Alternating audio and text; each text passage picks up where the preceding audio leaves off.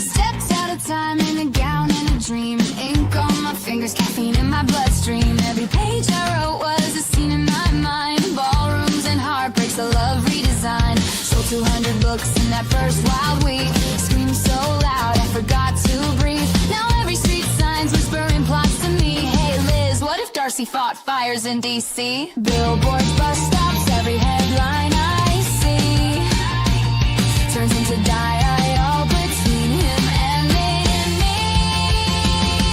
I'm living in a plot bunny playground. World spin fast, I never come down. Every what if lights another fuse. I don't pick stories, the stories choose. I got notebooks stacked and drives full of dreams. Idea overload and caffeine schemes. And now with AI in my writer's crown, I'm the queen of this plot bunny playground.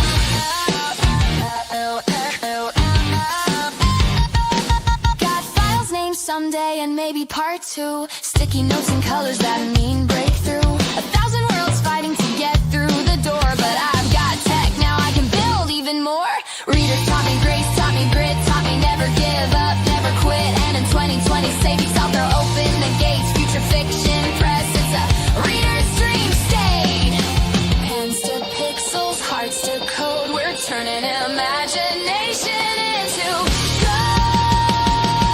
I'm living in a plot bunny playground. World spin fast, I never come down. Every what if lights another fuse. I don't pick stories, the story choose. I got notebooks stacked and drives full of dreams. Idea overload and caffeine schemes. And now with AI in my writer's crown, I'm the queen of this plot bunny playground.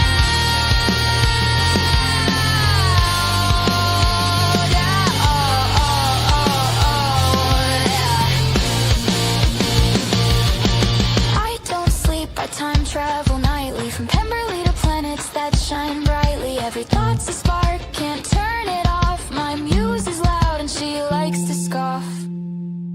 Yeah, I'm living in a plot bunny playground. Hearts on fire, I'm glory bound. Every lesson, every late night fight built this future and it feels right. Notebooks, files, AI by my side. Stories like fireworks I can't hide. Future fiction's where they'll all come alive. Welcome to my plot bunny playground.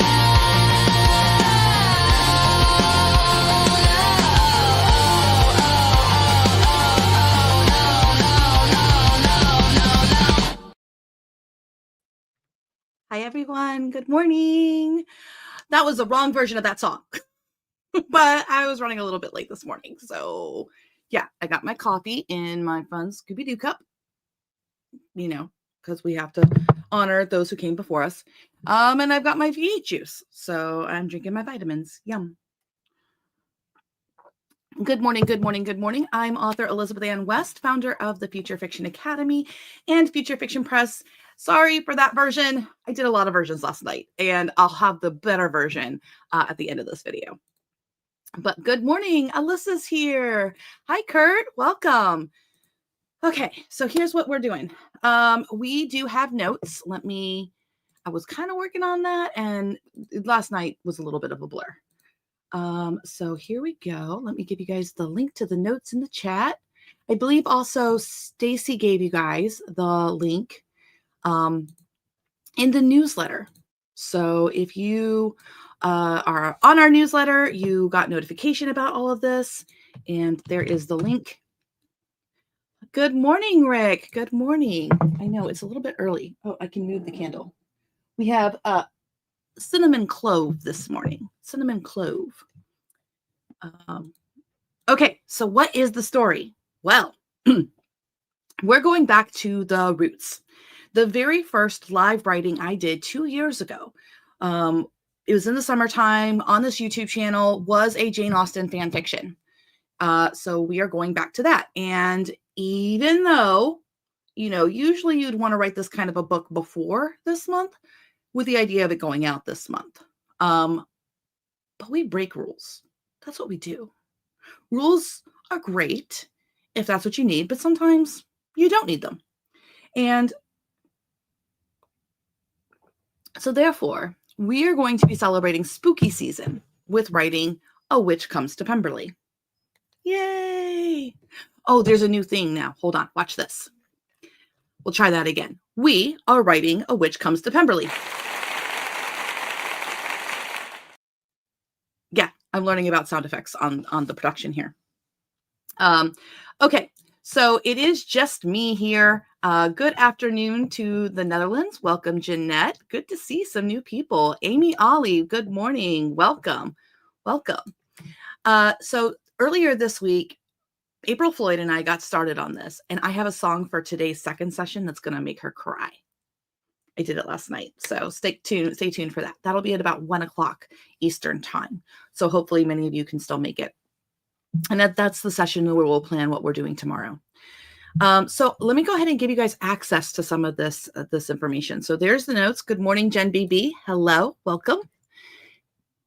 And let me go ahead and get you guys the link to the Google Drive or the Google document. Now, we are using Raptor Write PLUS for this, which is our brand new free software that just released a few weeks ago, this month. Google Drive, Elizabeth, where are we going? I know I'm not sharing my screen yet because I might share things I don't mean to. And Google Plus, this has been in development for a little bit. YFD had some issues. They're definitely doing some major bug hunting on it right now. I know that. I got a notification this morning that there's a update coming that's already in baby. So let me go with share, and anyone with the link, yes, is a viewer. Perfect. Okay, so you guys are going to be able to view this. I'm going to put it on your notes, and I'm also going to go ahead and put it in the chat for you. So Harper goes, good morning. I don't think I'm here. Me neither. I was late. I was on the struggle bus this morning. But there is the Google Drive doc. And so how the heck are we co-writing and collaborating with Raptor Write PLUS when Raptor Write PLUS really only allows one person at a time? So it is a new book this time, Rick. I did not pull the old writing out. I went with new writing. Because he was saying I was enjoying that book when we started it and been waiting for this. So good. Okay. Focus, Elizabeth. Get on the train. Keep the same thought. Which reminds me of another sound effect that's here. Train whistle. Sorry, I'm such a nerd for all these cool new toys. Okay. So how are we co-writing when Raptor Write PLUS does not allow us to co-write? And the answer is we were in a Zoom room, and today we'll be in StreamYard. But we were in a Zoom room together, and I was literally sharing my screen big enough that she could read it. So if you're going to co-write right now in Raptor Write PLUS, you basically need to use something like Google Meets or Zoom or something, and you have one person be the driver and the other person be the passenger princess. So that's what April was doing. So I was driving the car. I was handling all the prompting and everything like that. But we were reading the outputs together, and it was such a fun experience. You are going to get to see that this afternoon. Why is April not here right now? Because she lives in Alaska, people, and it's like 6 a.m. there. So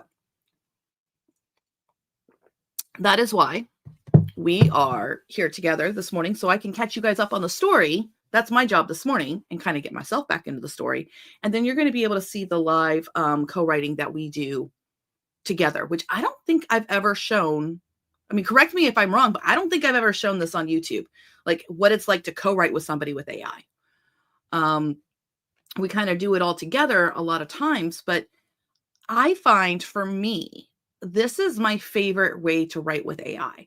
When I'm by myself with AI, it can be a slog, and I get stuck in my head of like so many possibilities. I can just keep running it. But when you have somebody else with you, they can be kind of that sanity check, if you will, and say, nope, that's good. Or, oh, I really enjoyed that. So it's kind of like this interactive reading experience as you are crafting a story together. How many of you have co-written with anyone with AI in a similar way? And if another way to co-write is somebody does something and then they hand it off. And we do have some elements of that too. Yes, on Wednesday when I got tired, then she took over and she kind of looked through the remaining chapters. So I have no idea what's in the chapters beyond chapters 1, 2, and 3 that we did together. So we're going to find out together. All right. On that note, I'm going to just start working and share my screen. Share screen. Oh, which comes to Pemberley? Oh, we'll do the Catch Me If You Can. So these are the notes, and there is the link. Now, the cool thing about Google Docs is they've really stepped up their game a little bit in what's possible. So you'll see here, we now have this ability of document tabs on the left-hand side. This has been around for a number of months now, which makes it very, very handy. That it's almost like, you know, what we've been doing in Raptor Write for years now, people are starting to understand that we need to organize our documents on the left-hand side like this. So I really appreciate Google kind of figuring this out. And then we do have a squishy outline. Now, what does a squishy outline mean? It's not a firm outline. This outline is not the outline that will necessarily be the outline. It's just something for us to get started with, because we're going to be working kind of in chunks, a couple of chapters at a time. We also have this summary going on here. Now, this is something that's cool inside of Google now. So here is a summary that Google wrote. I'm going to show you how you do this. So I'm going to come down to scene 2, which I thought,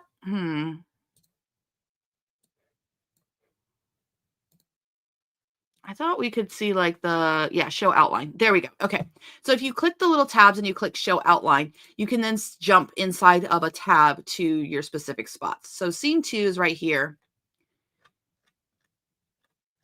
And scene 3 is right here, which we're not dealing with right this second. So I can put my cursor here, and you now have this help me write thing. So it's an option W, and if I click on it, I literally have free AI right here inside of Google Docs. And I can just say, please summarize scene 2. Now you need to be below it in that same document we have found. It's not necessarily reading the other tabs, but we have this information here, and I can thumbs it up. It's very similar to Plot Drive and Raptor Write in terms of how this is even handling it inside of the document. So I can, please do not contribute data that is personal. I don't care. I will submit. So I'm going to insert it, and I'm going to highlight it and cut it out and come over to the summary section and paste it in. And then I'll just write scene 2 and bold it. We are keeping basically a summary of our finals so that it makes it faster for us to go check details if we need to. So this is kind of a way of writing where we're kind of keeping everything at the same time. Okay, so that was scene 1. Why do you default to not showing the outline? That you should just stay. Thank you very much. Okay, so I guess we did not quite get, we did do scene 3 together as well. I do remember that because we went through, no, we did not. I lie. We did not go through that together. So scene 3 is here. So she put that together, and then I need to go ahead and make scene 3. So how do you make scene 3 show up on the outline over here? You highlight the line that is scene 3, and you need to go ahead and turn it into one of the headings. If I turn it into heading 2, it'll pop up in the line, the outline right there. I'm going to do that one more time when I find scene 4. Okay, so this is scene F1, which is scene 4. So I'm going to go with scene 4. Whoopsies. I'm typing that in. I highlight scene 4. And of course, Dasha is here. I'm trying to scrape open the door. And we'll click heading 2. And so now scene 4 is there. And I want to say healer at work. This is actually a flashback, so I'm noting that. Healer at work. And we're going to come down to, so April's putting different things here to check, saving to look up to see if sweet Jesu would be something that was said in the 15 to 1600s. Saving to look up word, interesting. I actually know that is a word. So posset is it's a thing that they did in the Elizabethan era where it was like a like a medicinal thing that they did. So, okay, so now we have scene 4 here, which now needs to be called scene 5, not scene 6, Elizabeth. So I'm going to highlight this and turn it into heading 2. So we're just getting our outline here, and you can see where I did look up coverts, and that is a word to describe the woods and stuff that the on an estate. So, but you know, these are things that you have to think about as an author. I am writing for a modern audience. Do I want to have words that make my reader stumble? Maybe, maybe not. Okay, so that is scene 6. And I'm going to hop up to scene 1, and I'm going to zoom in so everybody can kind of read. And I'm going to go let Dasha in. Come on, Dasha.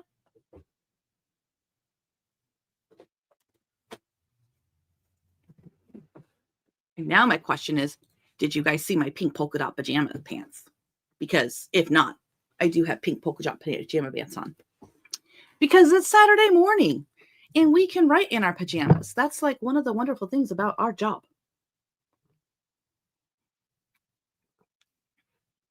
All right, I'm checking the chat. Hello, SL. Hola, my peep. I like being your peep. Peep, peep. Okay. So this first line, I freaking love it. It's one of my favorites. And actually we worked on this in another session because there was more people in the room. I don't remember what session that was. When was I doing this? Maybe it was the week before. Oh, it was Jen's, I think. Oh, Dina says she has those pajamas. Yeah, it has a matching shirt too, which I'm not wearing that. I'm just wearing a t-shirt and my F1 sweatshirt because it's chilly. It's chilly. Okay, so let's go ahead and get started with scene 1 and we will find out the story. Actually, I'll start with my story pitch first. All of this is in, by the way, so what I have organized here inside of Google Drive is exactly, I'm going to share my tab of my Raptor Write. It's exactly in my Raptor Write as well. So this is how you can translate what is in Raptor Write over into Google Drive if you would like to.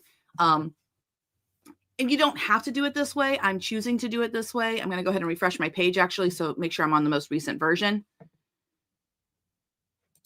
Okay, and I do need to be in dark mode. I know that that's hard to read on the computer, but we'll be in light mode on Google. My eyes need it. I'm sorry. So now let me just clean up some of my files here. We're definitely going to need,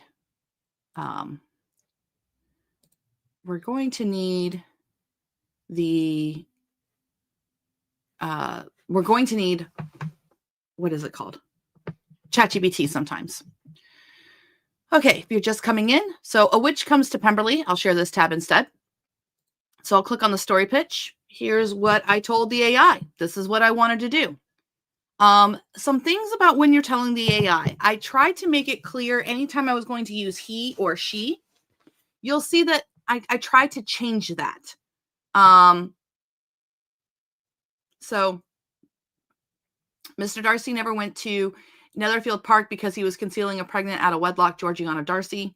Colonel Fitzwilliam tracked down Wickham, who impregnated Georgiana in Ramsgate, but he found him dead from cheating at gambling. I might actually say, but the colonel found Wickham dead from cheating at gambling. So sometimes if you're prompting the AI with something like this and you're not getting the results that you want, go through and change a lot of your pronouns to specific character names, which makes it easier for the AI to know who the heck you're talking about.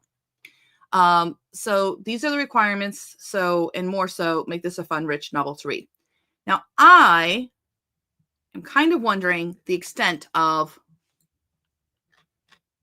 these are the requirements. Okay, so I'm going to copy this real fast. And I'm going to actually make a new Google Doc. How many of you have really tested the Google? Let's see if we can figure out which AI it is. I'm going to share this tab instead. I'm sharing a whole new document. So this is just going to be a AI testing document. I have not really pushed the limits of the AI inside of the free Google. Like, I just haven't. So in the top here, there's the try Gemini. So Gemini is right here. Sure, I'll say try it out. Oh, it wants me to pay for it. Okay, go get Google Pro. No, I don't want to do that. So they are building this right into it. I mean, that is a valid way to write, especially for those who love Gemini. More building blocks. Man, they have really made this good. Okay, so I'm doing the writing. Why? Maybe I have to change. Oh, let me change to my own. No, I don't want to do that. Access denied. No, okay. So let me try putting in what I had. So why on this account? I did create the other one with EAW. Interesting. So different accounts do not have, so you don't have the AI on all the different accounts, and I haven't put it on the Future Fiction Press one. But if I change over to my account, so what I'm going to do is I'm going to just close this document. We don't need that one. What am I sharing now? Nothing. Okay, don't worry. I will share. But my regular Gmail account does have it. So I'm going to just go to Google Docs. But I know you guys can't see this. Let me go ahead and share what I'm doing. Okay, so on this one, I'm signed in with my personal account with my writer at Elizabeth Ann West. So I'm going to do a blank document. And now I have the AI because this is a paid like business account. So if you don't have AI for some reason, check which Google account you're signed in on. So I'm going to click this help me write, and I'm going to say, write me a full story pitch for the following. Oh, sugar booger. You cannot. Okay. As soon as you press enter, it goes. So we're going to close that out. Yeah. Discard that. Obsidian heart. We'll do this one.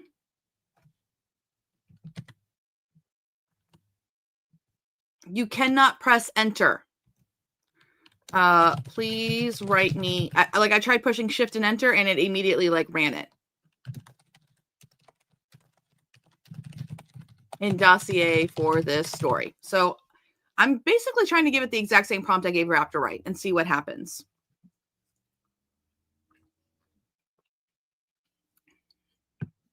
And the benefits of these kinds of tools that are automatically available inside of your Google Drive is you can use this to brainstorm and to bring elements into more sophisticated AI writing tools like YFD or into Raptor Write. So yeah, I'll insert this. Holy smokes. Look at that, everyone. It just did it. Story pitch, the title. I really love that our techniques that we have been developing over 2 years now are just now baked into every AI that's out there. I am so grateful that, all of our work that we have figured out, how to do this, how to write a book with AI and everything like that, that it's now industry standard. I mean, that just makes me feel good. Story dossier for the win. All right. That is worthy of I think that's worthy of a sound. So we'll go drum roll. Almost. Sorry. I'm so bad this morning. What are these? There's some other ones. There's a laugh audience long. I'm adding more sounds here for you guys. We have slide long. That sounds like fun. More sounds. What else do we got? You can upload your own sounds too. I don't want to do the gunshot or anything. Let's do the boo large. Let's talk about author conferences not allowing AI AI writing education. Ready? Boo. Yeah, I agree. Okay, no more games. Back to this.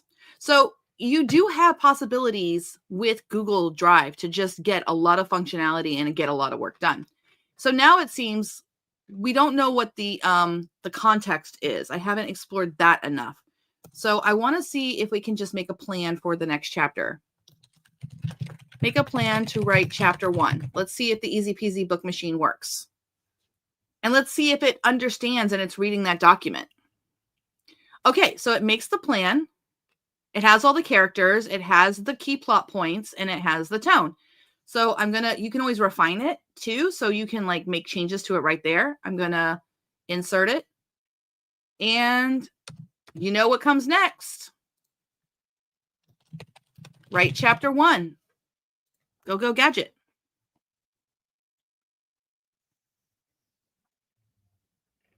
Now, what's interesting is this is inside of a tool that can do word counts. So it's interesting to find out if it's going to write 3,000 to 5,000 words. So I'm going to click insert. And I can already tell you that we are using like a Google Nano here. And this is not long enough. This is too short. Word count, 992. Wah, wah, wah. I wonder if there's a slide. Yeah, it did not do very well. Okay, so we are definitely working with limitations here. I would not write chapters with this probably, but you could absolutely use this AI to help you like in the middle of editing and things of that nature. So I think that this is really, really good.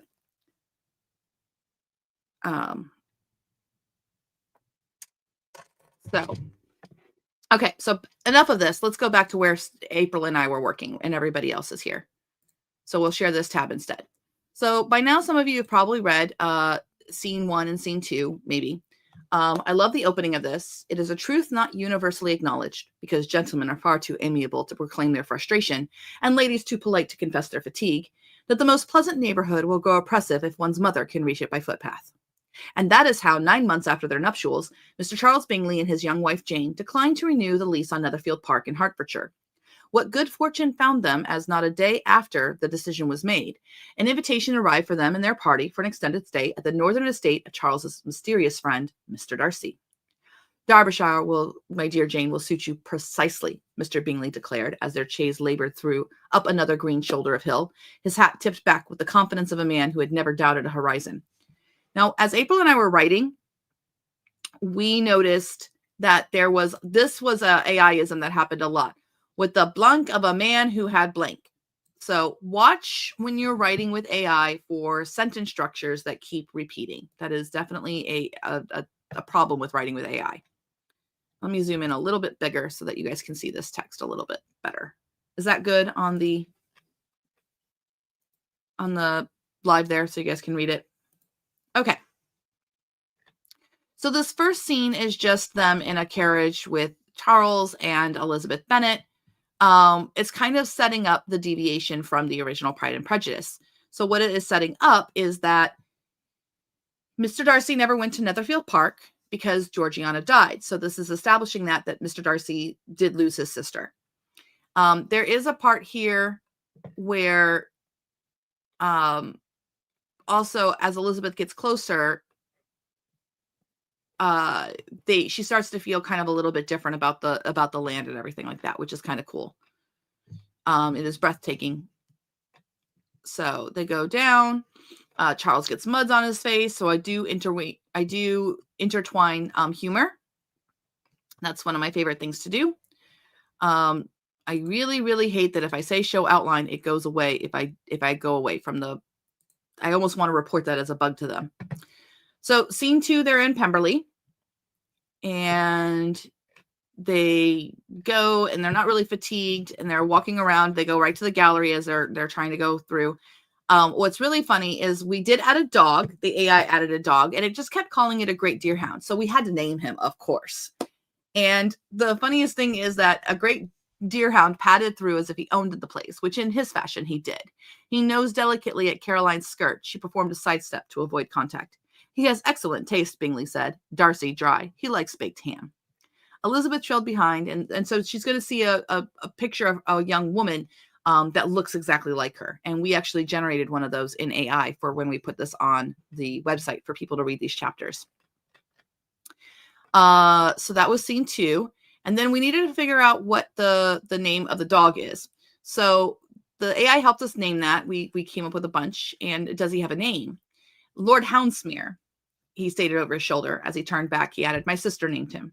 However do you call him? Caroline asked. Before Mr. Darcy could answer, Elizabeth took pity on the man and reached out a hand that the dog readily leaned into.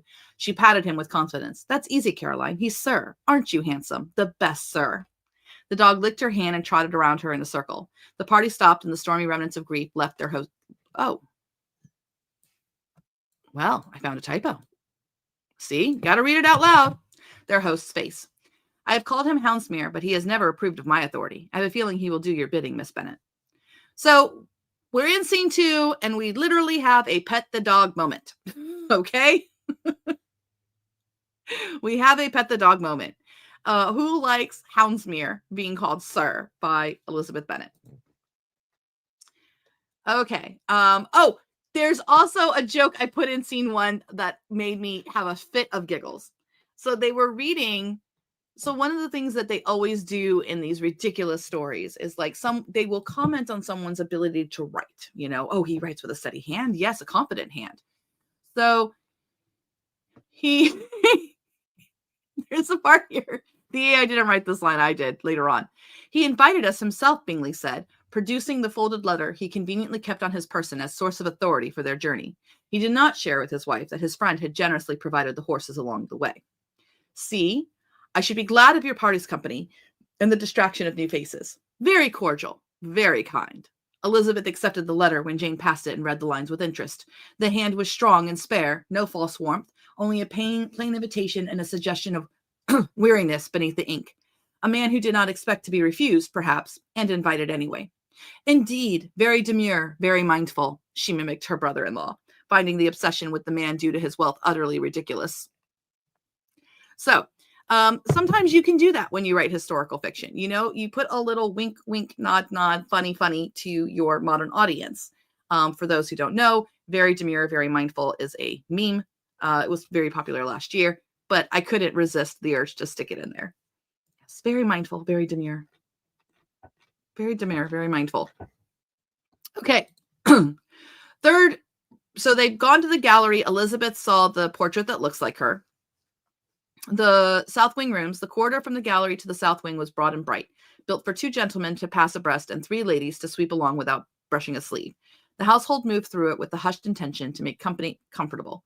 A maid whisked a feather brush over the carved rail and vanished somewhere ahead. A door opened with the small, contented sigh of well-tended hinges. First, we have the south-facing apartment, Mrs. Reynolds said. Oh, by the way, at the end of scene 2, we do have Darcy leaving them so that Mrs. Reynolds will show them around. It has the best light and is convenient to the morning room. The best aspect, Caroline observed with a satisfied smile. I have heard it overlooks the river. I would be delighted there.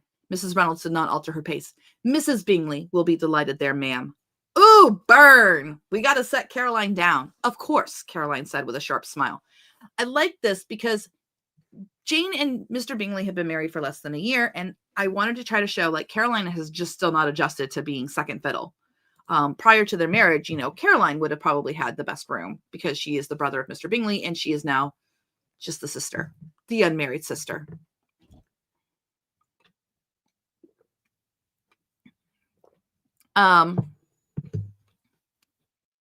The south-facing apartment, it is the best in the house, besides Darcy's quarters, I'm sure. He is a thoughtful host, so they're playing around. Hot water for Mrs. Bingley. Thank you, Mrs. Reynolds. We start as we mean to go on. And the footman bobbed his head and disappeared. They passed an alcove where another deerhound. No, I don't think we would have another dog. I'm confused.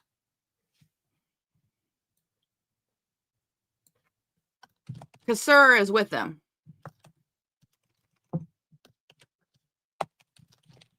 Where Lord Houndsmere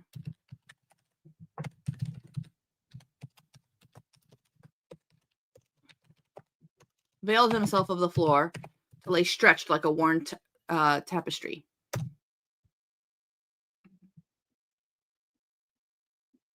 So there we go. Houndsmere. So the dog has left the scene because he was with them at the end of the scene. At the end there, you'll see, and I can see that because sometimes dogs see their, you know, the alcove. They like their little space that they hide, and the dog is basically showing like, I'm cool with y'all being here, but this is my spot.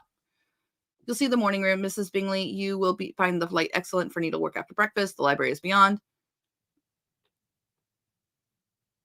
Would likely to read. How obliging. A small court, a peacock, court company. The peafowl keep their own counsel, Mrs. Reynolds said. They neither beg nor thank. A maid darted out from the linen closet closest, directly into Caroline's path. Thank you, miss. Mind your corner, Sally. They paused in front of a pair of double doors. The south-facing apartment. Only punctual, ma'am. The maid will attend to you directly. Okay. So Miss Bingley's chamber is here, she said to the next door. Wonderful afternoon light, and the chimney piece draws well. How charming. The terrace looks tolerable. It has been known to satisfy. Hot water for Miss Bennet. I have Miss Bennet with me, and she is yet to see her rooms. Bring the water here for Miss Bingley. Yes, ma'am. Beg pardon, miss. They moved again, the corridor turning a corner and narrowing as old houses love to do, the fine polish giving way to boards. I don't remember this being in here. I'm wondering if April added some stuff, but maybe not. And now, Miss Bennet, your rooms. We call these the mistress lodgings. They have stood so since my grandmother's time. We keep them always in readiness, as a great house should. The morning light is kindly, and there is a little cabinet for writing that ladies say is comfortable. The stairs, you noted, go to the service passage. So I did this on purpose to set up that Elizabeth is going to be able to move about this space without disturbing the others. She's got basically her own set of stairs that she can sneak away. When you are plotting something like the story that I'm working on, you want to give yourself a lot of tools and a lot of opportunities for characters to interact with their environment and really think about the setting in terms of how it helps the plot and how it helps the characterization. I'm also kind of distinguishing. Mrs. Reynolds recognized Elizabeth Bennet right away as the possible incarnation of the witch. So she's moving her to this mistress lodgings. Now, that's not the same as the mistress suite. And I'm going to denote that because Elizabeth answers that. Elizabeth asks that. So I'm imagining this house is, like many great houses, would have been built on by different generations. They are being housed in the area that is kind of like the older house. It's more central to the core house. Mr. Darcy his room's going to be elsewhere. So she does ask, is it proper for me to have the mistress lodgings? Elizabeth asked, roaming the lovely room with delight. There is no mistress at present, and there is a master and mistress suite in the other wing that Mr. Darcy prefers. We place ladies where they will be easiest. You are near Mrs. Bingley in case there is any need in the night.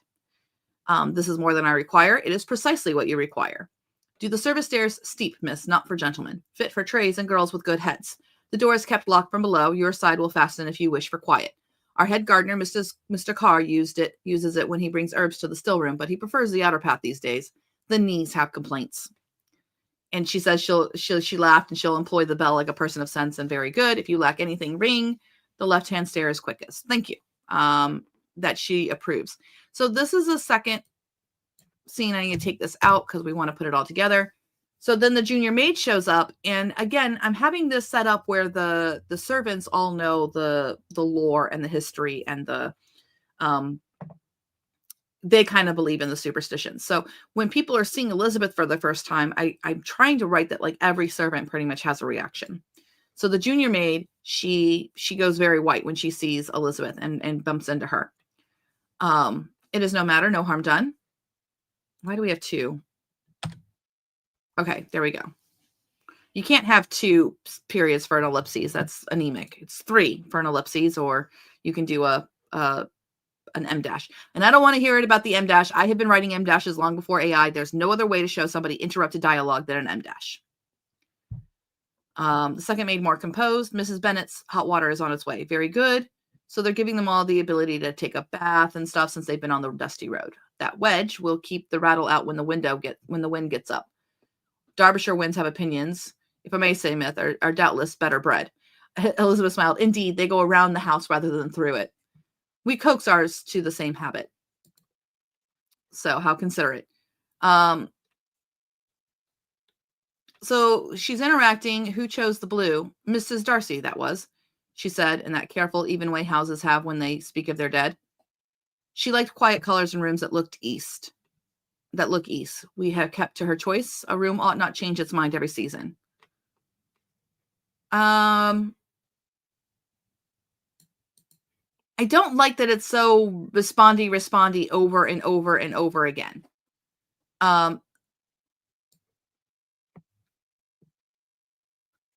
Mrs. Reynolds made to go. So there we go.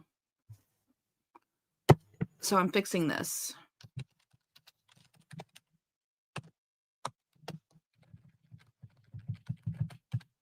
There we go.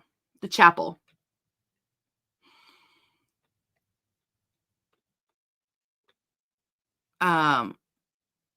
So there's the, I think she would need to ready herself for tea. So I want to actually highlight this, and I'm going to use the AI. Modify with a prompt.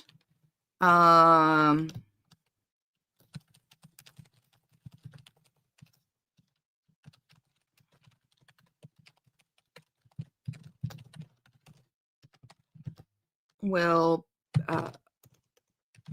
clean herself up from the road in a basin and change clothes for tea. Okay, so I'm just making that quick little switch.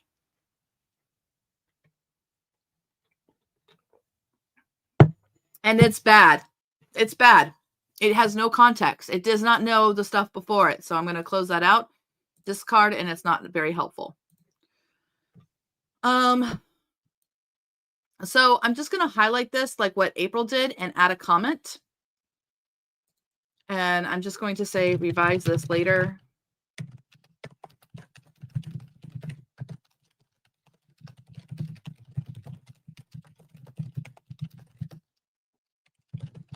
And ready for tea. So I'm just adding that comment. Okay, so let me check the chat and make sure we're all good. Okay, everybody's good. We're still working here, 10:43. So scene 4, everyone. By the way, we have gotten through, I mean, we zoomed through it, don't get me wrong. You have been explained 5,000 words, basically. So that was a quick 5,000 words that we've established. So within 5,000 words, and you do want to kind of think about this, this is where pacing comes in. I have set up why they're going, why this deviates from Pride and Prejudice. The second scene introduces the characters in a way that they have something that they actually need to do. And then the third scene is more interaction and kind of the main character, Elizabeth Bennet, getting accustomed to her new situation. Now it's time for a flashback.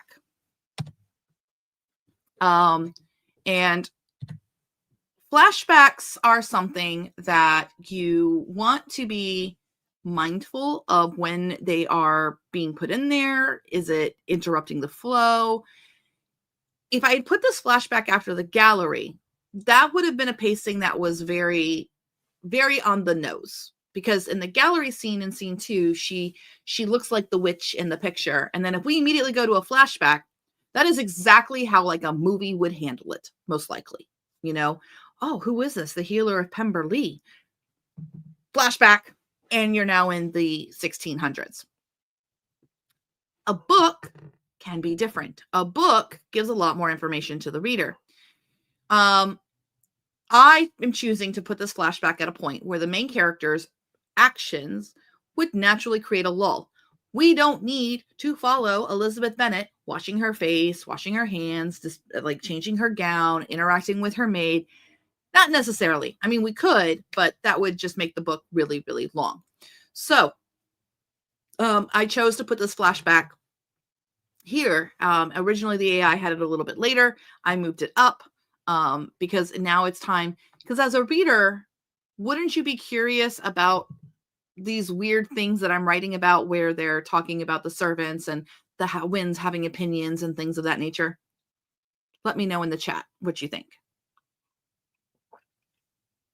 So I'm not saying it's a right answer or anything like that, but this is how you can think about your pacing.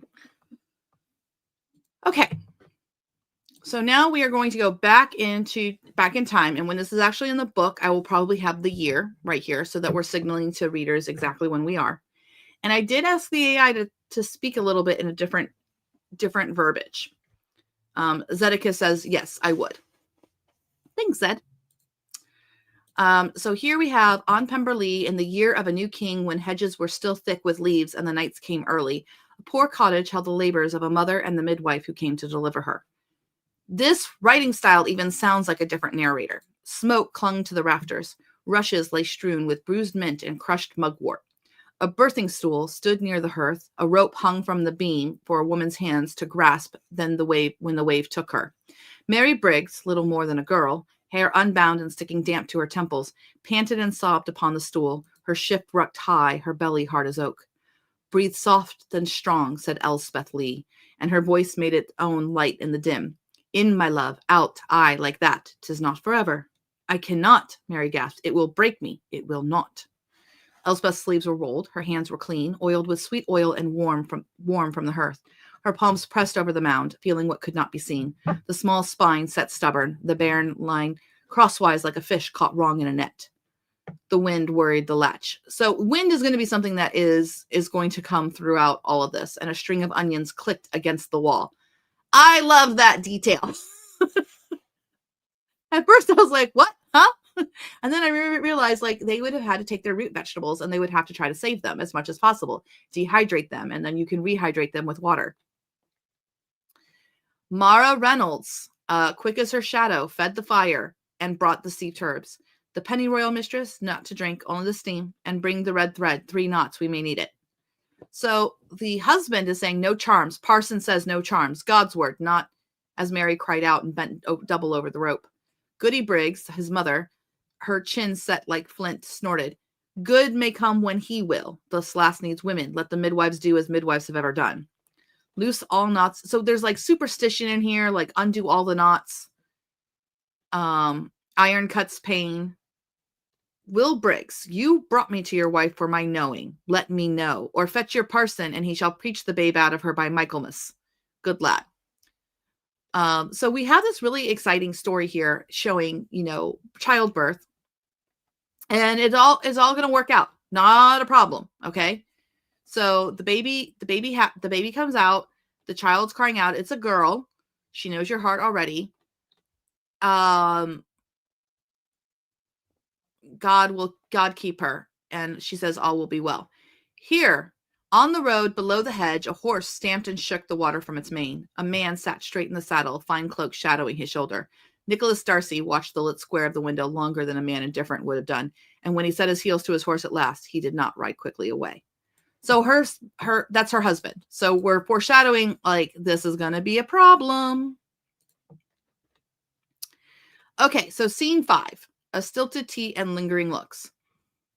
The drawing room at Pemberley. So I liked this scene because it's establishing, that Elspeth Lee, the healer of Pemberley, she was a great help. She helped save lives, which of course in that time period must be punished by death, right? Stilted tea. Sugar Miss Bennett, Caroline wants lemon, and they're talking about going around. This is where things, I think, had a problem. I think, are you fond of Hertfordshire, Mrs. Bingley? Will you be much in Derbyshire? How sad for town. So this is chapter 5. All the proprieties observed, the state of the roads. Yeah, I like this like recap here, which I think it would be more interesting to have here in the scene 5. So tools word count 803. Yeah, that's way too short. And then scene 6 among the herbs, it just doesn't really matter. It doesn't make sense here. So I'm going to say scenes 1 through 4 are good. We need to work on scenes 5 and 6. Now, I know that they are the same in Raptor Write. So we're now going to start working on some new scenes. Okay, share this tab instead. So now I'm in Raptor Write. I got to kind of work like that. I know it's hard to read, but hi, Jude. Welcome. We're going to getting some scenes here. Now the new Raptor Write is different. I have a couple of prompts here. I have the go prompt, which you guys know, selected documents, and then before, just making sure you guys can see this. I have the genre story pitch, which was your job is to write a full pitch of all the information an AI needs so that step by step, it'll expand your full pitch into a story dossier and outline. This full pitch should explain the genre expectations, the audience, the hook of the story, and the clear beginning, middle, and end. Use the following information to inform the genre and what the user wants to make this full pitch. And that's the before the cursor. So this is my generate story pitch prompt that I use to make the story pitch. And then I have this write me. So selected documents before. You will read above and figure out where you are and then write the next couple of scenes. Please number all scenes. Do not add chapters yet. Also, when you are writing, you are allowed one single metaphor or excessive flowery language in a row. I do not want to see paragraphs that have 3 or 4 metaphors stacked together. Why did I stick that in there? Which model was I using for writing? Anyone got a guess? Which model? Most recently is like, if I'm going to write one metaphor, let me write 3.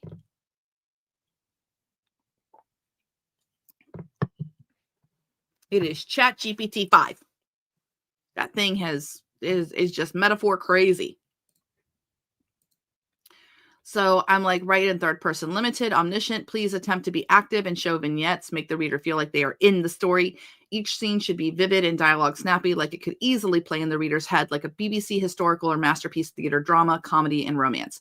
Really contrast the flashbacks to make the reader feel the difference in time with some slight changes to the dialogue and make the style of writing darker. Okay, so I'm saving that prompt. That prompt is specific for this story. That's what I love about Raptor Write Plus now. I can save my prompts, and I can also use them on future stories and things like that. So really, really love that. If you want to, you can save and export your prompts. You can you can keep them somewhere, and then you can load and import them based on what you're working on. So you can even have like 10 editing prompts and things like that that you want to work with. Raptor Write Plus is a workhorse. It is an absolute workhorse. Okay, so I'm going to go over to project. I'm mostly going to be using my Go. So I had my first manuscript that it wrote, and then I had changes with the new scenes, and then I have manuscript 2, which is the one that we're actually working in. And then this new document was something else that I was working on entirely. So I can actually delete this new document if I knew how. I think I just right click. Yeah. Okay, cool. I can delete the other document now. I don't have to be in a new document to delete the old document. Cool stuff I don't need for this project. So I just am saving all that. So we were working in manuscript 2, and I now have to do a little bit of work that's a little bit back and forth these. So I'm going to come over to A Witch Comes to Pemberley, and I'm going to make sure that what changes I have made. So remember how I said that 1 through 4 is good to go?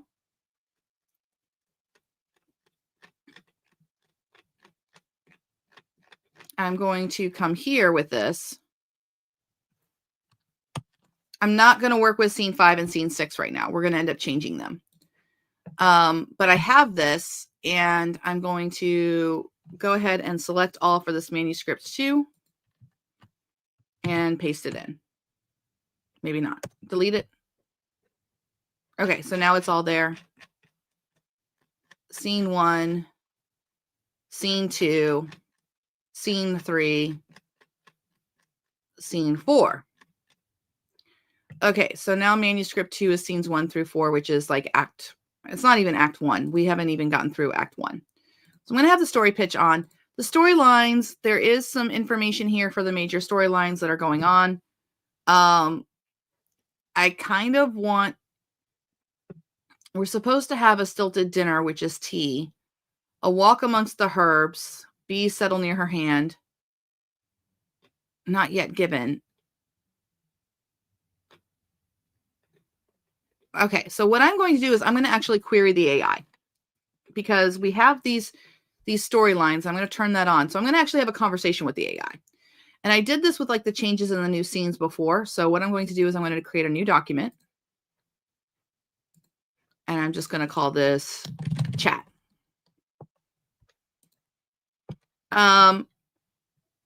Okay, I have the start of a novel here, and I'm a little concerned that the planned scenes 5 through 8 are a little boring.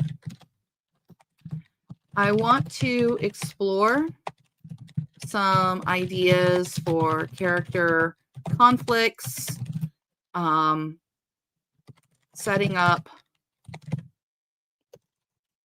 a little more comedy, and also what would really happen. I think it's time for a scene from Mr. Darcy's point of view, perhaps with the housekeeper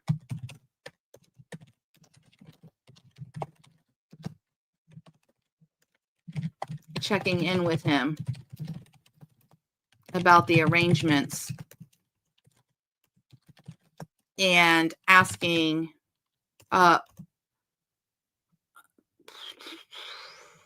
gently asking if Mr. Darcy noticed the resemblance, and Mr. Darcy being keen to tell Mrs. Reynolds their guests have just arrived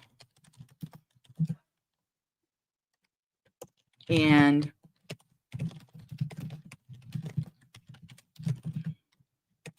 to scare the young woman about witches and curses.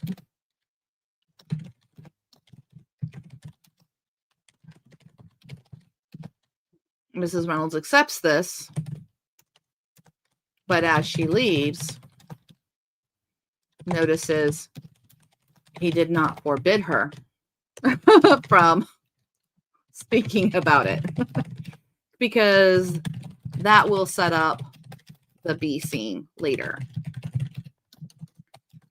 I also think that Bingley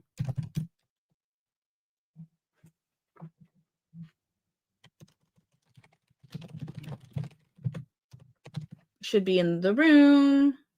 I don't know. Bingley, no. Should arrive to end the conversation, and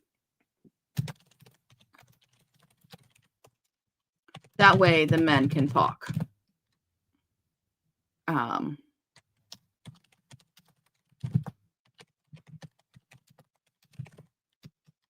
Not going to Netherfield to inspect the estate for his friend, but tells him not to worry, etc. And Darcy learns more about the Bennets, such as the entail and how many sisters Jane has. So yeah, this is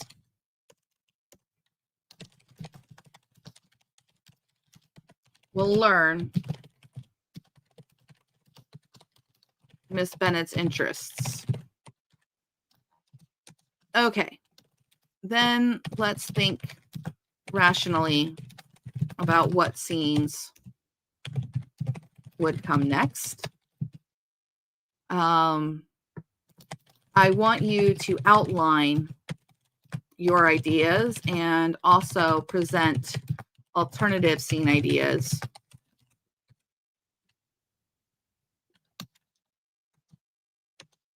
Okay, so there's my instructions. That's my prompt. I'm going to go make sure I'm using the right model that I want to use. I can use OpenAI. I'm going to use ChatGPT 5. I'm going to go with very long. It can have medium and all of that. I'm okay with the verbosity being high. And so, yeah, I have everything set up. I have story pitch on, storylines, manuscript 2, and then this is the chat of like what we're doing. And I'm just going to go ahead and put a little asterisk here and say, hey, I need help. So there we go. And now to make it run, I just need to do that prompt. I know that my go prompt is 0. So I can use my shortcut keys to go ahead and run that, which is my window, my command key, alt, and 0. All of that information is under your prompts window information. Oh my gosh, I'm so sorry. I am the worst. Oh, and Harper just messaged me okay, thank you. I just got it. I will review all that with you guys. Sorry about that.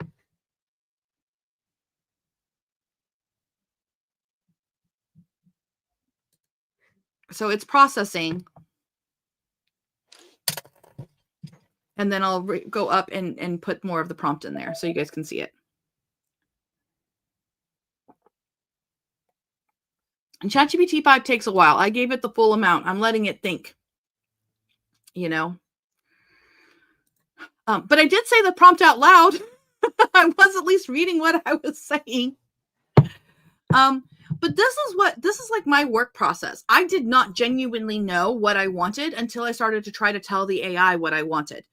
For some reason that like unlocks my writer's block or my, I can feel it in my brain. We'll let that run, while we're doing that. But, one of the things with writing with AI is that it makes it so that when I'm stuck, it jogs my brain to that next level to where I'm giving the instructions to something else, which suddenly makes it lower stakes. For some reason, I can feel it in my head where like the minute I have to start trying to explain to the AI what I want, it takes the pressure off of me getting it perfect. So I can just kind of like free of consciousness explain like, this is what I'm thinking, but I don't really know. And that alone somehow allows me to sharpen my thoughts about what I actually want. And that's where I'm like, oh, but maybe Bingley comes into the scene. Okay, not till the end, and etc. And then it allows me to give it to the AI. And I don't know, I just feel like the AI allows me to not be perfect. That perfectionism is what will stop me in my tracks when I'm trying to write. And because I know that the AI is most likely going to mess this up, I suddenly lower my standards in terms of like getting this right away. And I expect that I'm going to give this to the AI and I'm going to be unhappy with some of the things it comes up with. And then I'm going to have to be like, nope, not that. So it's this act of going back and forth. And I think that this is something that happens in writing rooms on like comedies and TV shows, which allows people to create very quickly. So by using the AI as your little co-writer buddy here, you can bring down that perfectionism. Does anyone have a similar experience with the AI when they're working? Zedekiah says so true. Yeah, that it just as soon as I know I'm going to prompt the AI, I'm like, this don't have to be perfect. It just has to like, here, you go mess this up. Dina says, Claude gave a great line the other day. Perfection is the enemy of published. Oh yeah. One of my sayings is perfection is the enemy of done many, many times. So it's a twist on that one, but it is true. When we are drafting, you cannot be in editing brain. You cannot be in editing mode. And I think that that's when they talk about that. Like you cannot be in the mode of like, I have to make this perfect at the same time you're trying to create. It just doesn't work. All right, let's go see what is going on. SL says, my gut says it ain't going to be perfect, so let it roll. Indeed. Okay, so we'll be back here, and that way we can make this big here. Oh, we're flattering. Love where you're heading. You've set the tone and the house beautifully. Now you just need to pinch more conflict, and the pressure valve of comedy as you slide into your first night next morning below is a quick diagnosis of where scenes 5 to 8 risk going soft and how to sharpen them. New Darcy point of view scene you can drop in now with Mrs. Reynolds and Bingley.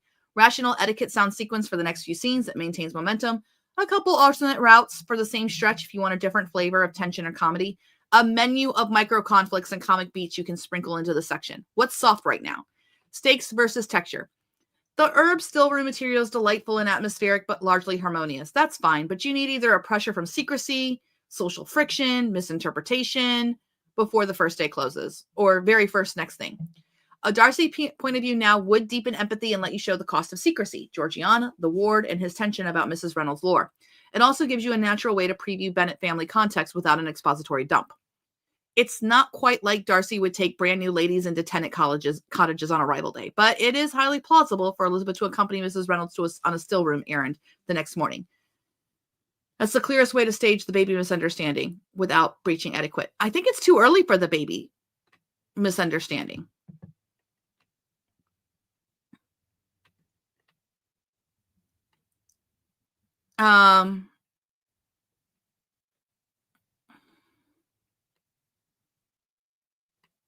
All settled, Mrs. Reynolds. Settled, sir. Mrs. Bingley has the south rooms. Miss Bingley is content, if not contented. Miss Bennet is in the corner chamber. The mistress lodgings. They are convenient to Mrs. Bingley. They are also near the still room stair, which may be of use.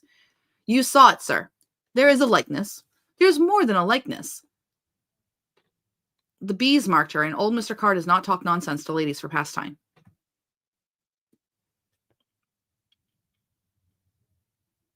Cannot profit her. Good. We haven't had enough to fear in these rooms. If there was something in it, if the land remembers, as the old men say, what would you do? I would teach the right words for mercy, and I would put them in the mouth of someone who can bear them. She may be. Liveliness is not a fault. Say nothing that would alarm. Put a lady's name into careless mouths. If there is usefulness in an herb book or a jar of lavender, that is one thing. I will not have superstition in the village made bold by our own household, as you wish. The deer hound. His name is Lord Houndsmere. You are no help.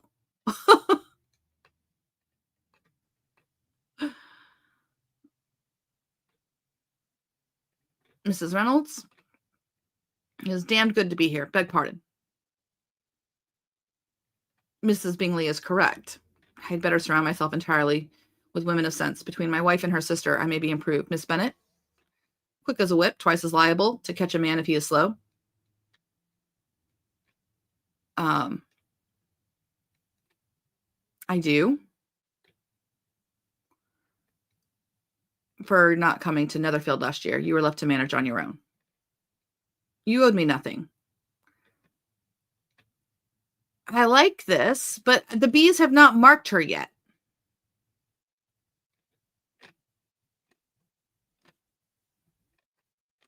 Okay, so we've got to work on this.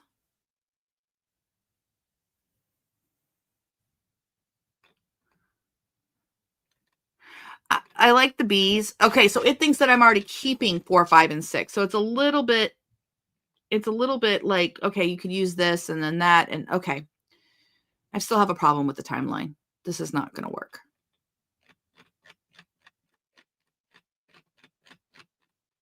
Okay, so I'm going to click insert and I'm going to come down here and I'm going to keep talking to it. Okay. Author here. I like the Darcy scene, but I am a little confused because I wanted help reimagining scene 5 through 8. So the bees have not marked her yet. Let's pretend you only have scenes 1 through 4 finalized. Please tell me the sequence and timing with the goal of raising conflict, establishing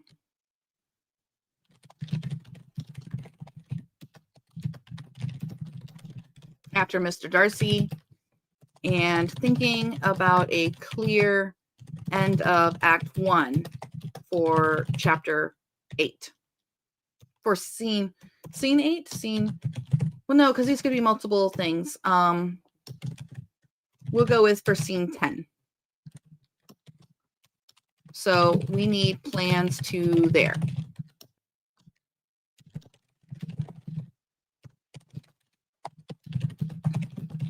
Think about the pacing.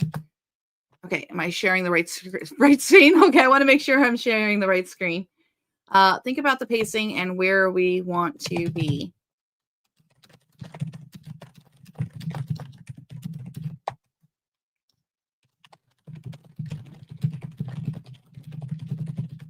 She might have powers after an incident. Okay, so go gadget. So there we go. We talked about it. This is tricky. Makes me want to start singing. It's tricky to think about the timing and all of that. There's a lot at play here. And I might be trying to be a little bit too perfect with the pacing. It's probably easier just to make a whole bunch of scenes and then put them together. Which is something that some authors do. Like that would be a great tool to be like, oh, I just wrote a whole bunch of stuff. Now here's a whole bunch of scenes. Now please arrange them in a way that makes sense. I really need to work on my ums. Oh, I wanted to talk while we're waiting on this. Let's talk about the title of this video. Is EAW the most dangerous woman in publishing? Maybe. Okay. Excuse me. I'm so sorry. The autumn is just awful on throats. And I'm feeling like I'm so prim and proper because I'm writing Regency. Like it influences me, you know, like I beg your pardon. Okay. Let's talk about being dangerous to publishing. So one of the things that we have talked about in the FFA since the springtime is this idea of what does it mean to use AI to wholly serve readers? This is very different than what a lot of authors and publishing has been in the past, because publishing in the past has mostly been about margins and royalties, and like an author is concerned with like, how am I going to make a living at this and how is this going to work? In my experience, if you take care of the reader, the rest of it takes care of itself. Okay. I'm a big proponent of free, quality free interaction, free materials, free content, and then allowing people to support you with their dollars. I'm doing it right now, as a matter of fact, because I'm teaching and showing you my process and all of this. You all can agree this could very easily be made into a course. We've talked about some advanced things in here about the setting as tool making, your pacing and working with AI, how you're prompting it, etc.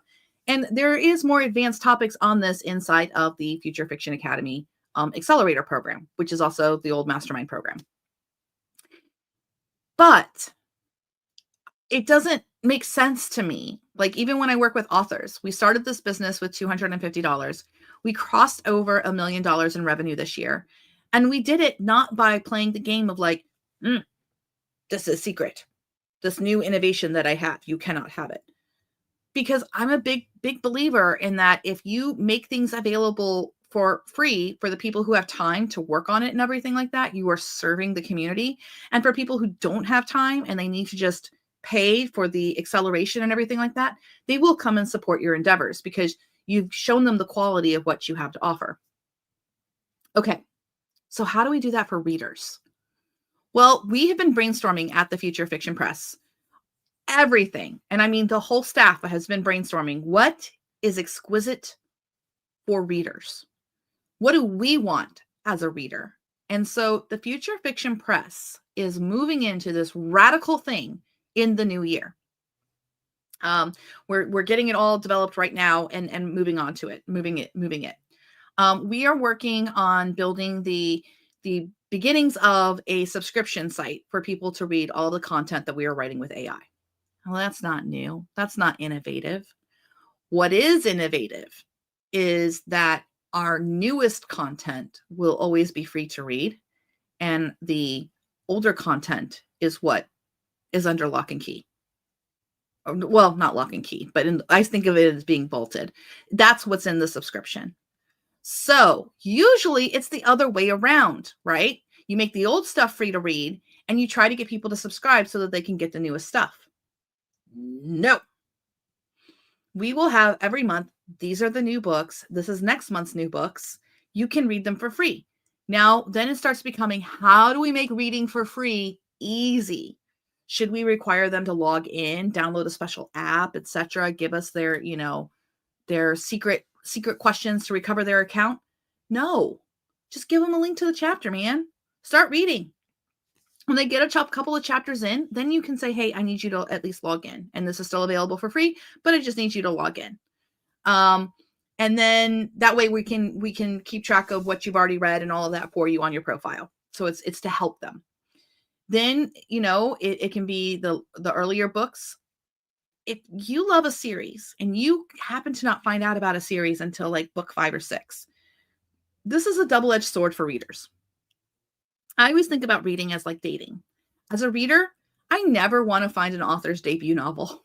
I never want to fall in love with an author who has a debut novel. Is anyone else like that? You never want to fall in love with an author who only has one book. Like, that's a lot of time. It is a lot of time to slog through content and to find good things that I like to read, that delight me. And so if an author only has one book, I'm like sad. It's like a one night stand. It was a fun time, but it's not fulfilling. It's not satisfying. So we want to serve readers so that as we are writing these really complex series and these fun serializations and these stories that go on and on, if you come and find a story world that's on book 5, you can just subscribe for some low amount, like $10 or $15, and read the whole rest of the series. So you don't have to buy the books individually. Now, do we want to make stuff exclusive to only the membership? No, said any reader ever.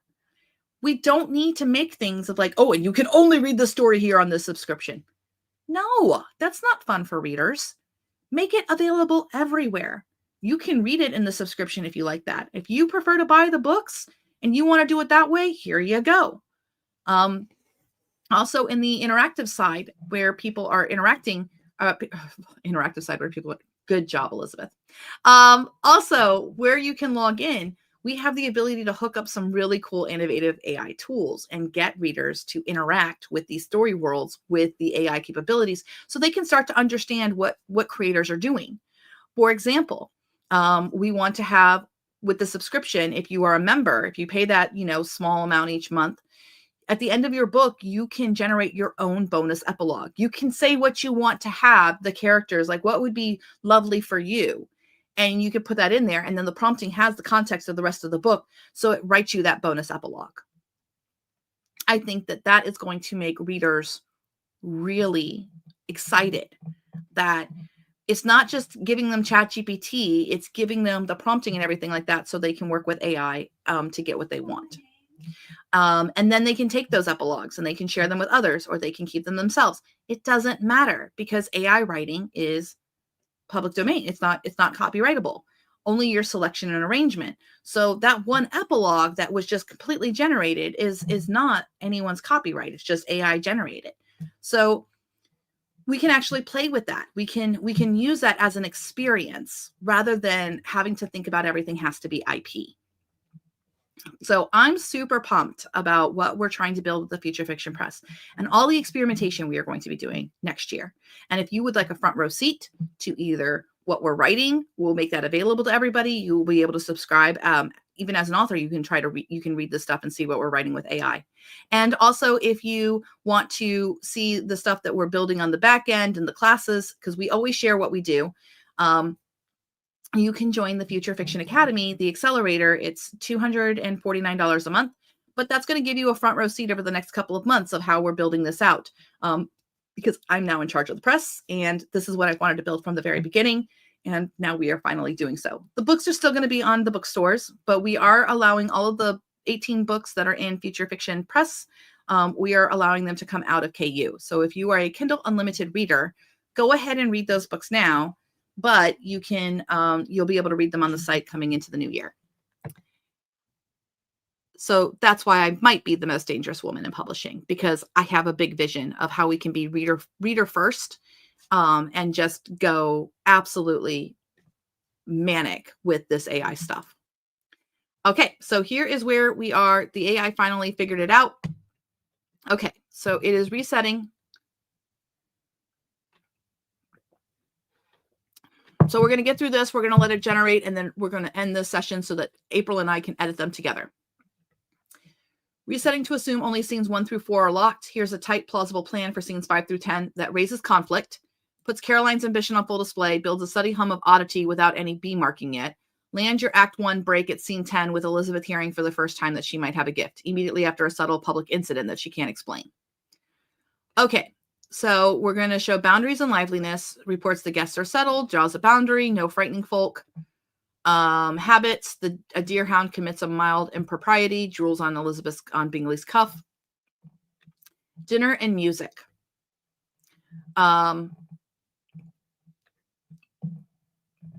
Establish active campaign, give Darcy a reason to notice Elizabeth's mind, sensibility, plant your lullaby motif. We have a lullaby motif? I did not know that we have that. Caroline steers talk towards town, rank, Rosings. Darcy answers with cool politeness, never giving her the lead. Jane tires, Bingley is sunshine. Elizabeth parries Caroline with wit. Oh, it turns out to be an old Northern tune.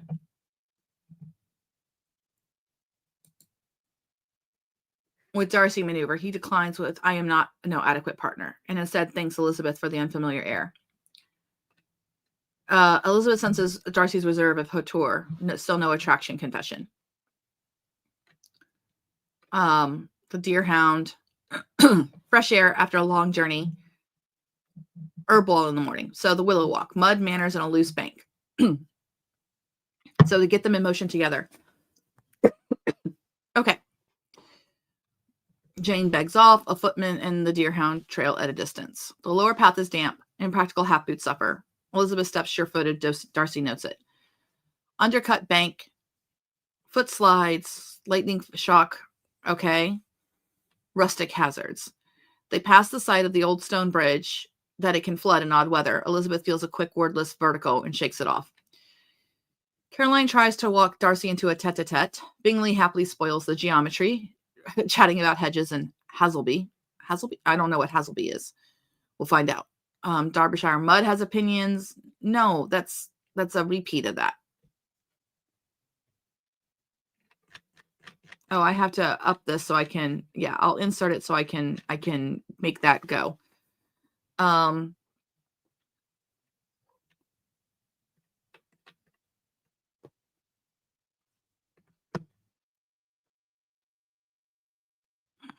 mud should not have opinions. It should be something else.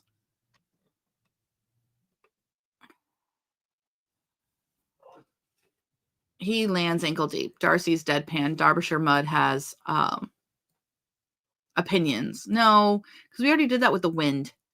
Derbyshire Mud has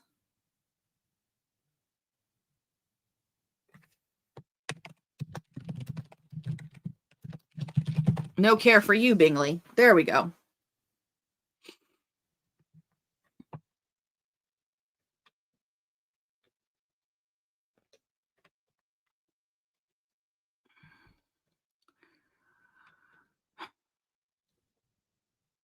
Martha's wrist and a bit of broth for the aunt. There's a baby, but Darcy's not president. She's wary.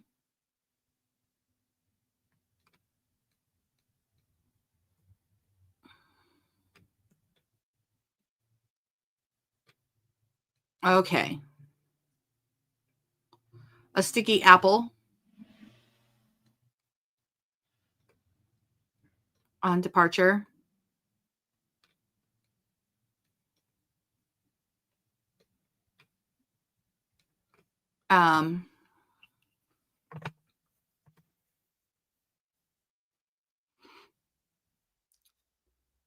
Something change into sporting orchestrates an accidental terrorist encounter. Why are we doing this again?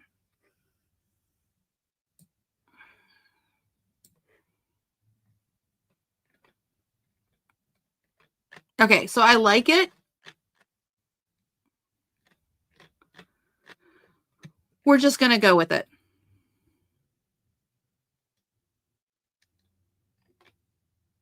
In the storm rescue. Plus a half a page for... Nope, so I'm going to turn the chat on, and then I'm going to do a new... I'm going to go to manuscript 2. I'm going to get rid of scenes 5 and 6 for this. So it doesn't know about them.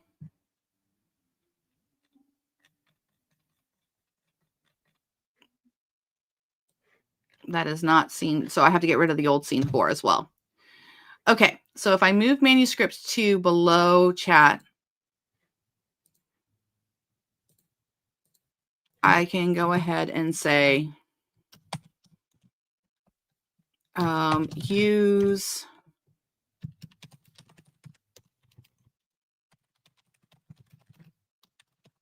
real fast for the chat. I'm going to clean it up so that, no, what happened?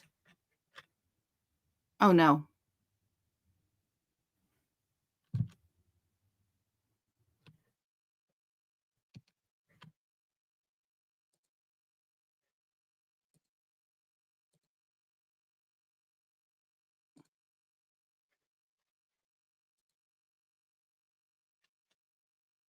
No, what happened?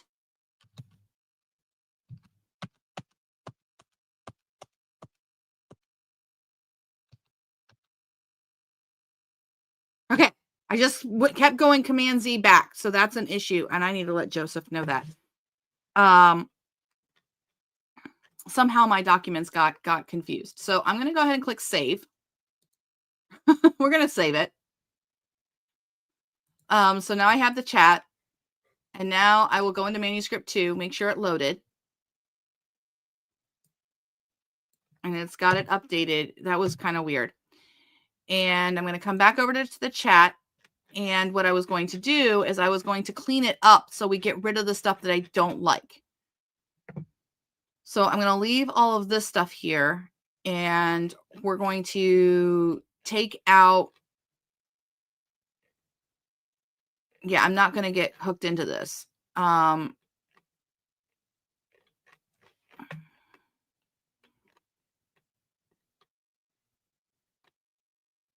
Okay, so I'm going to delete all of this here. There we go. So that way it's not confused about those other recommendations. It's only got the recommendations that I like. And now we can write scenes 1 through 10. So we're going to follow the chat there, and we'll click save. Coming over to prompts, I have the write me prompt, so you can see it, where it's like, you'll read above and figure out where you are and then write the next couple of scenes. So it's right there. So I'm going to click save. I'm going to go to the project. So that's what my prompt says. I have story pitch, storylines, and then the chat, and then manuscript 2. So at the end of the chat,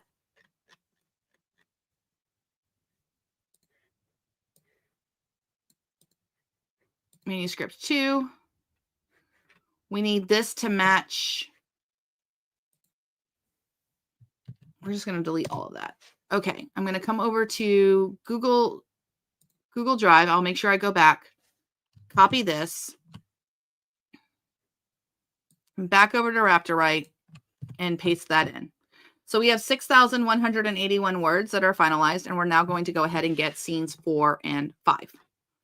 So there's the healer at work and all of that information. And I think I can just click go, or the write me. So that's going to be the prompts. You can always click the play button right here, but I know it's my second one. So I'm just going to press the 2, and it should go ahead and write scene 5 next. Let's see what it does.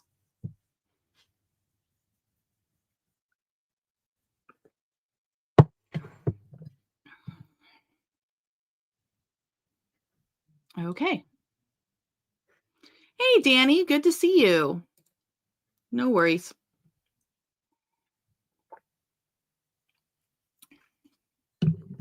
So the goal now, last few minutes here, is we are going to get through scenes 5 through 10 so that April and I have something to edit together at 1 o'clock. So I will be back at 1 o'clock Eastern time with April.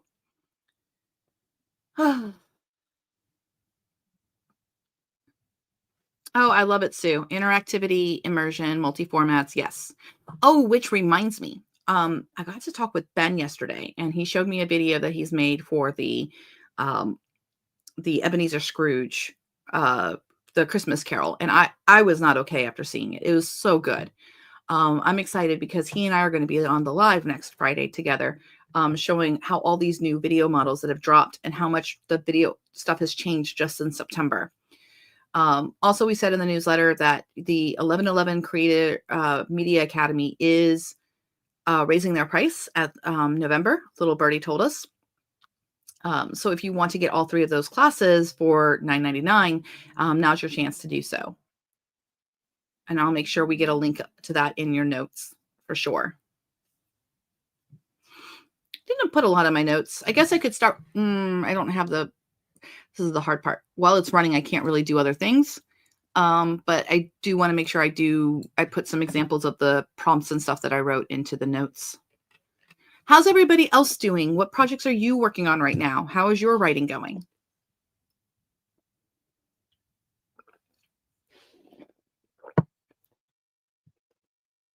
Gotta let me know. Oh, it did it.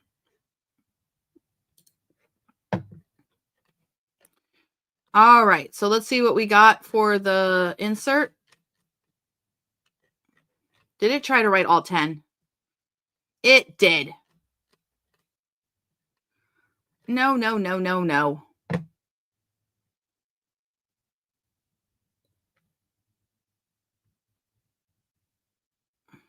We're going to thumbs this down.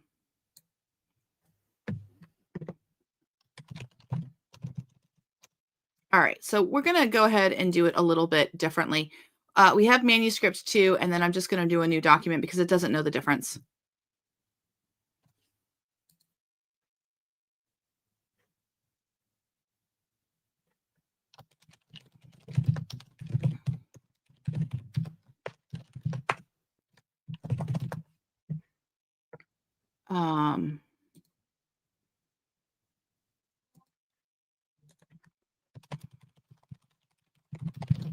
In chat, at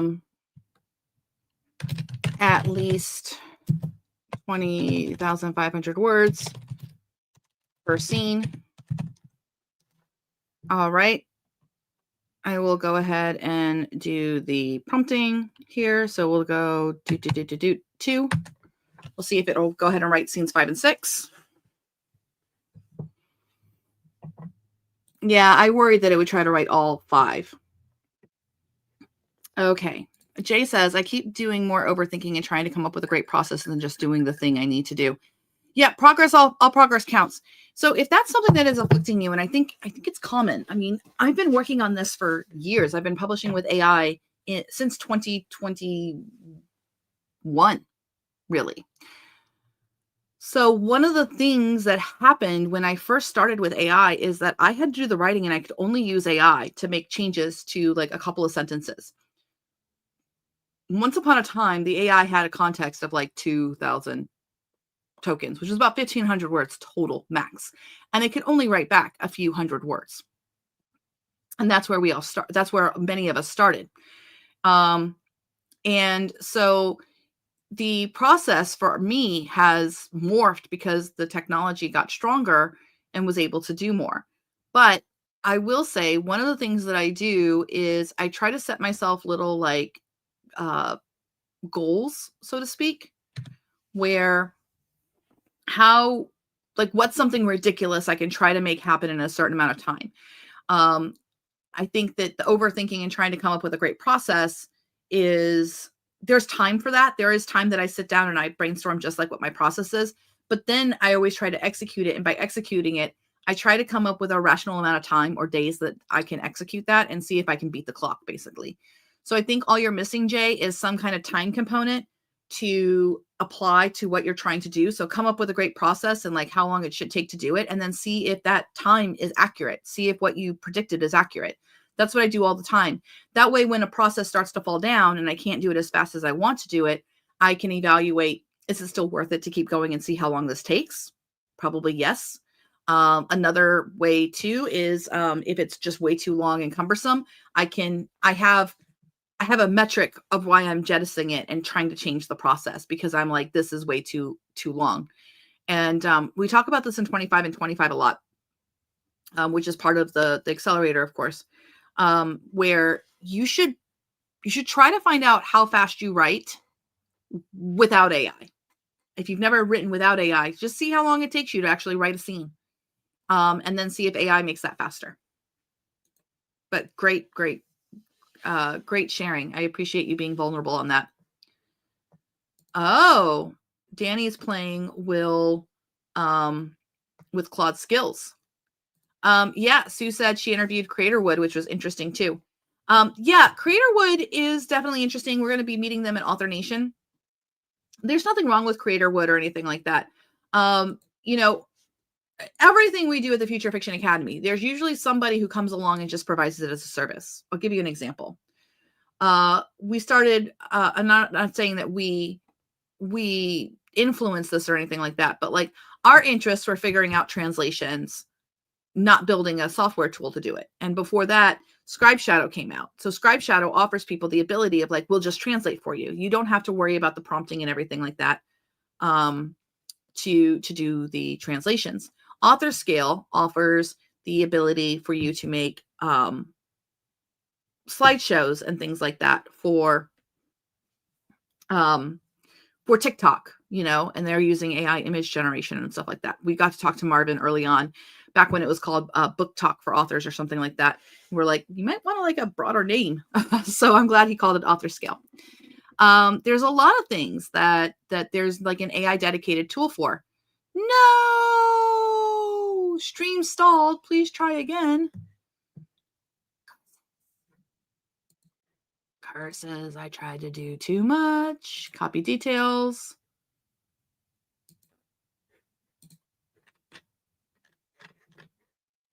I will thumbs it down. I will go to my AI settings. I will bring down the verbosity to medium. And, you know, OpenAI, you're kind of ticking me off. So I think we're just going to change over to Claude. Let's see how, but Claude does not follow instructions to save its life. So I'm going to try Gemini. Let's see what Gemini can do. Oh my goodness gracious. Which Gemini do I want? What's the latest one? Pro Preview 6 of, like that's June 6th. That's not quite, that's not, I think it's the Pros EXP. Nope, that's 0205. Why do they make this so difficult to figure out which one? You know what? We're just going to use 2.5 Pro. That's what we'll do. And it'll just decide. Average output length, we'll go with 16,000. And we'll just try this again. My prompt is, I think, 2. Yeah, 2 is write me. So we just switched over to Gemini since ChatGPT wanted to be, I'll take it forever. Okay, good talk. I'll have to take a look at Claude's skills. Good thing, Danny. Dina says, trying to stick my toes in dark romance. Claude is being an a-hole. What else is new? Yeah, Claude is all over the place. Rick says, started with one book that I co-wrote with a friend. Now I have 3 to 4 in various stages of completion. Yep, that's good. Good. Pretty good. Still working on converting my outlines to dossiers for AI. Good job. Christina says that Claude is driving her up a wall. Yep. Danny says Claude does, but sometimes you got to repeat yourself once or twice. No, Claude never follows my directions ever. Is there a Gemini Pro 3? I don't know. I've been a little out of the loop the last few weeks with my mom being sick. So as Jay says, picking an LLM is like being a hiring manager and wondering if you should hire someone with less skill but is trainable, or if you want someone highly skilled but has an attitude about it. Yes. Claude is a little B and doesn't like me to have my way. And yeah, Gemini 3 is coming soon, Danny says, which I'm not surprised. November is usually when we have a lot of model wars, so to speak.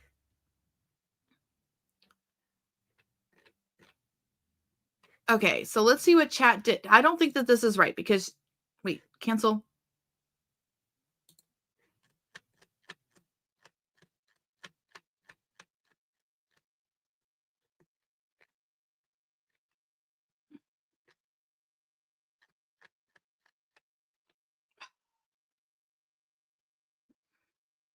Okay. It wrote 4,500 words for scene 5. Are you freaking kidding me?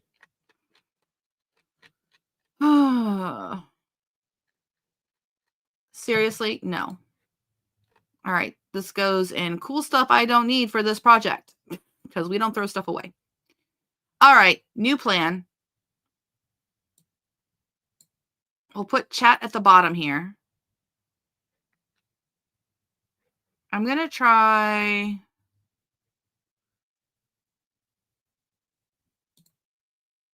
Does story pitch have an outline?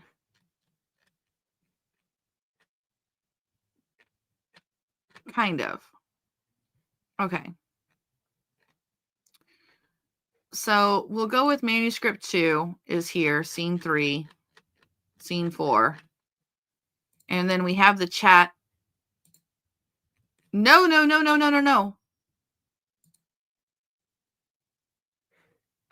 Version 61. Really, Joseph? You're sending stuff while I'm trying to be live? Thanks. And now my chat is completely gone. Okay. I am really not happy.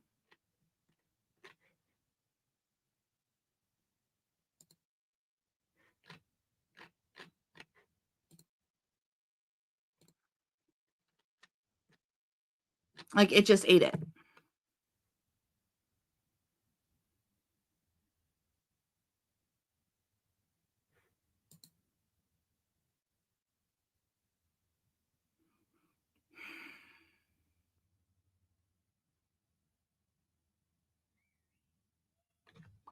I don't think I can Command Z.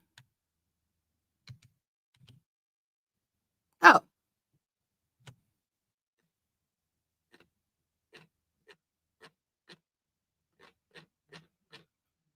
It is just all messed up with what the heck the document is. It's pulling in all kinds of things from other documents. Okay, we're just going to close it. We're going to close it. We're going to leave. We're going to take a breather. And I'm getting out my phone.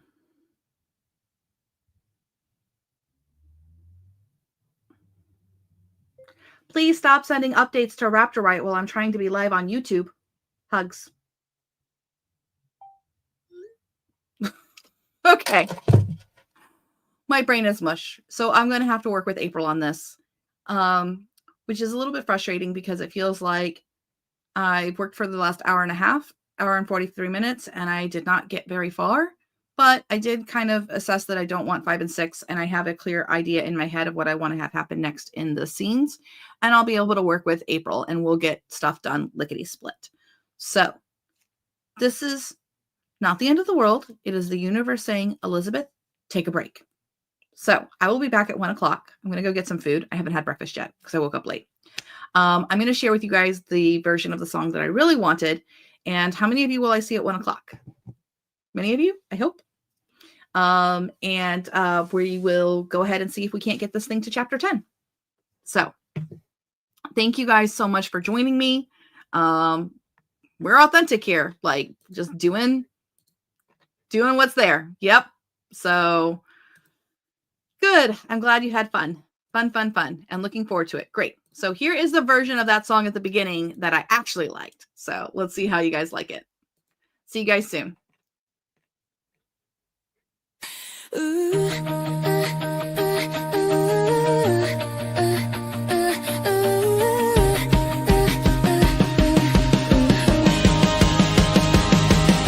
Stepped out of time in a gown and a dream ink on my fingers, caffeine in my bloodstream. Every page I wrote was a scene in my mind. Ballrooms and heartbreaks, a love redesign. Sold 200 books in that first wild week. Screamed so loud I forgot to breathe. Now every street sign's whispering plots to me. Hey Liz, what if Darcy fought fires in DC? Billboards, bus stops, every headline I see turns into dialogue between him and me.